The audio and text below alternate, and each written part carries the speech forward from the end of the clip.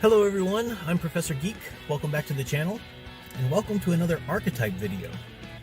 A while back I started a series on villain archetypes, and just time got away from me and I never really put another installment in there, so that's what I'm doing now. I'll place this in the archetype playlist. You can go back and check on all of those, even the hero archetypes and the most basic archetype videos we've done. But the first villain archetype video, I called attention to the two basic types of villains. Just as in the heroes, we have our aspirational characters and our cathartic motivational characters, and you can check the links in the top right-hand corner for definitions and explanations of those. We also have two overall distinctions of villains as well before you get into the sub-archetypes. And those overall distinctions of villains are the elemental and then the sympathetic. Well, the sub-archetypes of villains I want to talk about in this video then is two of them that are usually confused with each other, and it's the double and the mirror. And these are best understood with examples again, so let me give examples. The mirror is like the basic sympathetic villain I was just talking about. The mirror villain is somebody who's a mirror image of the hero. You know, you look at yourself in a mirror and there's a lot of similarities, but it's flipped. You know, you raise your right hand and the mirror raises its left hand, you know, that kind of thing. So it's switched. So an example is you take Superman and Lex Luthor. Lex Luthor is a mirror villain for Superman. And again, I'm talking about the version most accepted in the public consciousness. Yes, you can look at all these different versions and blah, blah, blah. Good for you. You know comic history. Wonderful. But the version that's accepted into the social consciousness nowadays, and your average person on the street, will be the mirror image type of Lex Luthor. Like Superman, young Lex, like young Clark, young Lex is somebody who is different. He's differently empowered. He's got these amazing faculties in his intellect. He's placed in a world that doesn't understand him and what he can do. He's usually given a lot of adversity that Clark isn't, where Clark is given the Kents, who are wonderfully supportive and wonderfully nurturing and help him develop, you know, into the hero he's become. Lex is usually giving a horrible, domineering father. Usually the mother is, she was either very saintly and then ends up dying early, or she herself is domineering in some way or whatever, manipulative. Lex isn't given the nurturing family that Clark is. So that's part of the mirror, the flipped image there. And as a result, whereas Clark says, okay, I've got all these differences and I've got all of these things that are about me that I can do. Some of them cause me, you know, some pain. In the case of not fitting in and not being able to do some of the things other people do. But I'm going to use what I can do differently to help other people. I'm going to embrace my differences. I'm going to embrace them, not be ashamed of them, but I'm going to use them in a way that it points to a better version of ourselves as humanity. And Clark very much identifies with humanity. He says, I'm one of you. Even though he's from Krypton and later learns of his heritage and all of the history there, in his heart, he's human. That's who he identifies with. He chooses Smallville over Krypton in that sense, you know. So he's human. He identifies with us, and he says, "I'm going to use these abilities and these powers I have to help humanity be better, to serve as an example, to serve them as a hero, to save them." That's great. That's positive activism there, you know. Lex says, "I'm so different than these underlings around me that I'm better. I'm better than them, and it's only natural that I should rule them. I should rule them." And in his mind, he thinks he's going to, you know, bring them, quote unquote, good, you know, be quote unquote charitable or whatever, you know, with the Lex score and stuff like that. But he's not, of course. He's just constantly exerting more control. It's about ego. It's about getting back at all of the people that hurt him, you know, as a child and such. So that's the mirror image. That's a mirror image hero who takes some of the same origins of the character of the hero. That's the mirror image villain. So it's the villain who takes some of the same origins and aspects of the hero, but responds negatively. So what is the double? The double is the villain who looks very much like the hero, but is such an opposite evil. An evil version. I'm trying to explain this. So Bizarro, again, the best way to understand this is through examples. Think about Bizarro. Bizarro is like a fake Superman.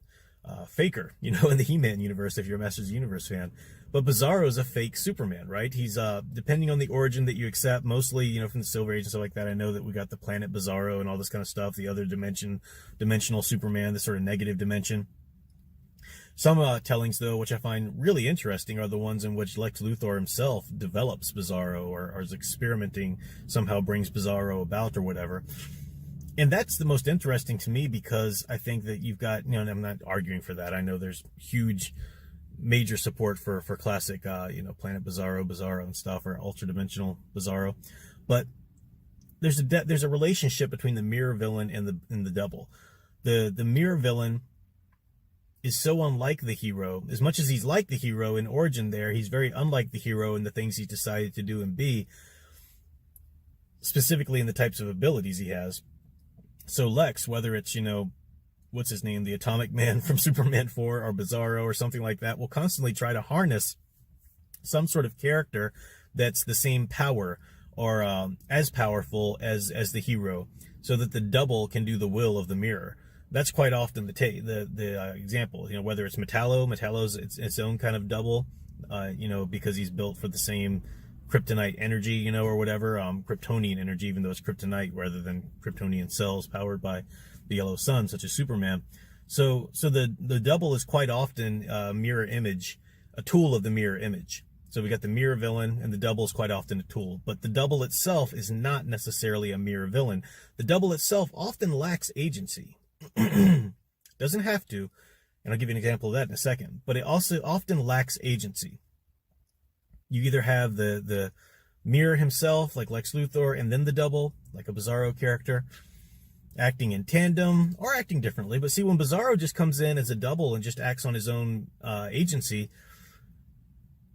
what the double does for the hero is allows the hero to show mercy, allows the hero to insist upon his own brand of heroism and what he stands for, and not the opposite. Another great example of the double is in a lot of stories, in some tellings, Wonder Woman, when she goes up against Artemis. Again, there's a lot of different versions of Artemis out there, but, you know, I'm thinking of the old, you know, the Mike Deodato one where Artemis herself became appointed Wonder Woman, and then you had Diana still acting as a hero with her powers on Earth or whatever, but Artemis was taking over that symbol, and Artemis was not the bastion of mercy and compassion that Wonder Woman was. Artemis was out there being quite brutal, and Wonder Woman was having to sometimes fight her and correct her, and this is what I stand for. This is what the Amazonian values mean in man's world, and so forth. So whenever the double shows up, it's an opportunity on the double's own. It's an opportunity for the hero to exert what they stand for and assert that and show the world that this is not just a symbol, this is who I am. And it doesn't matter if there's another character that shows up with a name very much like mine, or a symbol very much like mine, or powers very much like mine. Who I am comes from what I do, my values, you know, so that's very key. But the last thing I'll wrap this up with is that sometimes you do have a double villain who's also a mirror. Kind of, you have this both aspects of a mirror and a double in the same character. And a great example of that is Dr. Tommy Elliot, Hush from Batman. On the one hand, he's a mirror in that Tommy Elliot didn't lose his parents. Some tellings he actually kills his parents. I mean, some tellings he has that same kind of origin as Bruce, the young boy, but he's envious. He wants, you know, what Bruce has is all of the money to himself now and stuff like that. And he's got that evil heart, you know. He comes from a similar place as Bruce, but he wants different things that makes him a villain. But then you also have, because of his plastic surgery and because of his motives or methods there, him doubling, you know. Often he wants to become Bruce Wayne, you know, through his plastic surgery and whatnot, and tries to become a double and tries to push Hush out. Or some stories even tries to become a Batman type character, you know. So it just depends on what's done with the story there. But Dr. Elliot's an example of, or Hush is an example of a character who exhibits both mirror and double traits as a villain. Because again, these archetypes are not hard and fast classifications. If you're one, it doesn't necessarily preclude you from being any other. There are some that just don't go well together ever. But for the most part, you can be a couple of different archetypes, or depending on the story that's told of one villain, This villain can most usually be a trickster villain, but when, you bring them over here, they end up being sort of a mirror or something, whatever. But that's the case. So it's kind of a weird concept. These videos that I'm doing on the archetype series are fast and loose. So yeah, the book on archetypes is coming at long last. I know a lot of people have been asking me, where the heck is this book? I've been talking about it for a while. Look for info on that here on the channel or on YouTube. So that's what we're doing now. I'll announce more later, but until then, keep enjoying and digging deeper into the hero stories you love. Thanks for watching.